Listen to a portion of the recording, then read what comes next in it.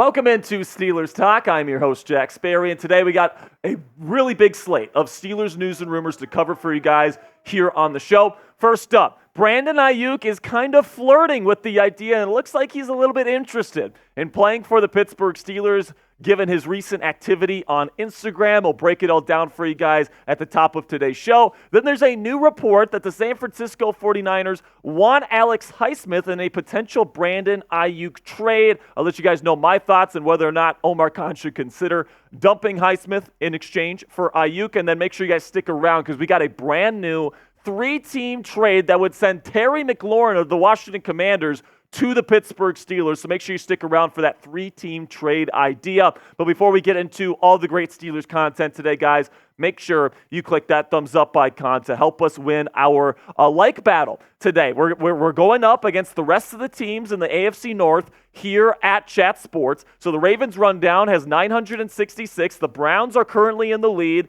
with 1,678. That's the number to beat. And then the Bengals breakdown has 573. So the goal is to be in first place. Make sure you guys click that thumbs up icon at the top of today's show to show the rest of the channels here at Chat Sports in the AFC North that the Steelers run this division. Okay, now let's go over to Brandon Aiyuk here, where he has been very active on Instagram over the last 24 hours, indicating that he would certainly be on board with a trade to the Pittsburgh Steelers if that ended up happening. So here's what has happened. Okay, so first off, he likes a story from somebody who puts an edit of him and Russell Wilson on their story. Of course, Aiyuk's wearing the number 11 Steelers jersey. Russ is standing next to him, and Brandon Aiyuk liked that story from his personal Instagram account. Then he also liked a post that was a collaboration between the Pittsburgh Steelers and George Pickens. He doesn't follow either the Steelers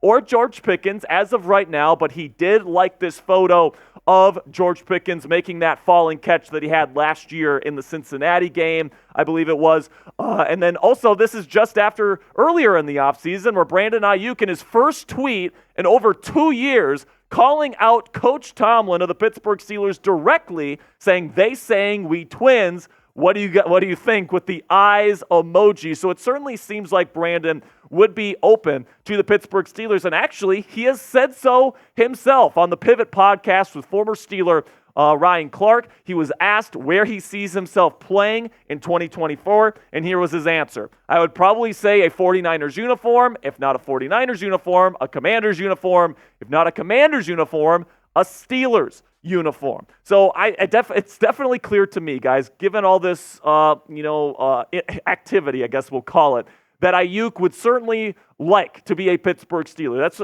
a destination that he would like to be traded to, and he would be happy about being traded to. Okay, so obviously Aiyuk likes the idea of him in black and gold. However, he's not the one that's kind of pulling the strings here. He's not the one that's coming up with the trade package, all right? That falls on the lap of John Lynch, the GM of the San Francisco 49ers. He has no control whatsoever where he goes at this point in time. Aiyuk can want to come to the Pittsburgh Steelers all he wants, but the San Francisco 49ers need to come to the table for a deal to happen, and that's really going to be the big question moving forward. So let me know down there in the comments section, what is the percent chance that Brandon Aiyuk will be a Steeler this year? Put it on a scale of 0 to 100, 0 meaning no chance whatsoever, to 100 meaning he will be a Steeler. This is going to be the pinned comment on today's show. So YouTube's going to throw you an ad break here in just a couple of seconds. And when that happens, take advantage of that time by giving me an answer of 0 to 100.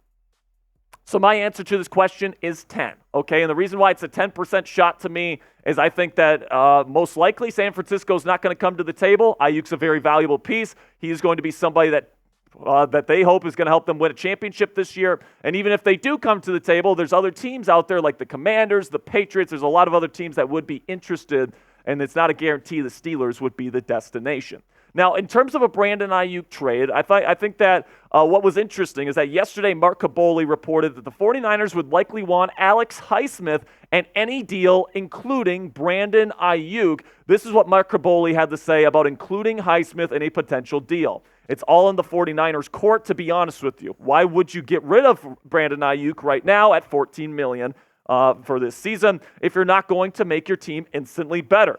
So the only way to make your team instantly better is to trade player for player, right? Player for player trades don't really happen a ton in the NFL right now. They would want something to help them this year. And what do the Steelers have? I mean, just hypothetically speaking, to offer them to make them better. He, as in Highsmith, is the one guy that would be sort of interesting, a pass rusher that they need. Maybe throw a Dan Moore Jr. in there. Maybe you go that route. So coming up next year on Steelers Talk, I'm going to give my take on potentially giving up Alex Highsmith in a Brandon Aiyuk trade. But before I get into that here, let's have a word from our sponsor here at Fanatics. You can go chatsports.com/throwback right now to pick up a brand new Pittsburgh Steelers throwback t-shirt just in time for Steelers training camp. I mean, just imagine yourself wearing this puppy at Latrobe this year. I mean, I know it's black, but it's short sleeves, so it's definitely survivable here in the summer months here. I think it's a classic design. You get a great price from our friends at Fanatics when you use our link, chatsports.com/throwback. And I'm going to put that link in the comments and description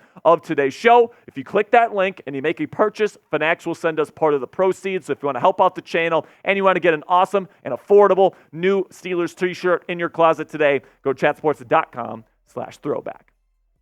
So I agree with Kaboly's premise here, where at this point in the offseason, the only way the 49ers benefit from trading Brandon Aiyuk is if they get some sort of player back in the trade. If you only trade draft capital at this point, I mean, they're going to have to wait a whole season before they can reap the benefits from the trade. They're going to want something that makes their team better in terms of a player that's included in the trade. Okay, but in terms of the player that's included, I'm not giving up Alex Highsmith. And if that means no Brandon Aiyuk, so be it. If I'm Steelers GM Omar Khan, Alex Highsmith is off the table, point blank, period. The Steelers have arguably the best pass rush in the National Football League right now, and there's no wide receiver on the trade market that is worth giving that up, in my opinion. Okay, and I think that's something that could be a little bit interesting here in terms of what I would be able to give up.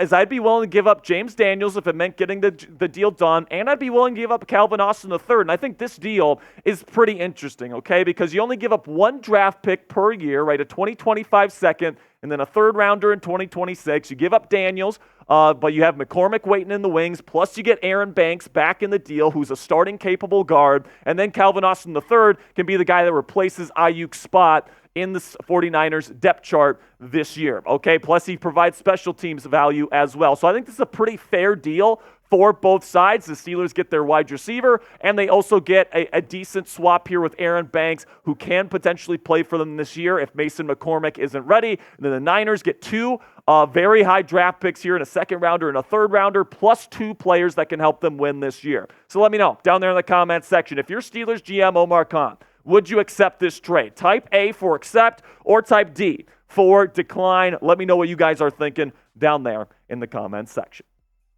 So now, speaking of trades here, let's talk about a three-way trade that I saw on Twitter last night that I think is very, very interesting. So this comes from Joel Palladini, so I want to give him credit for this really interesting trade idea. So here the Steelers would receive Terry McLaurin and a 2025 fifth-round pick from the Washington Commanders. The Commanders would get both Brandon Aiyuk from the Niners and Dan Moore Jr., the left tackle from Pittsburgh, plus a third-rounder from the Steelers. And then the Niners would receive a second-rounder from Washington, and then Jahan Dotson from the Washington Commanders.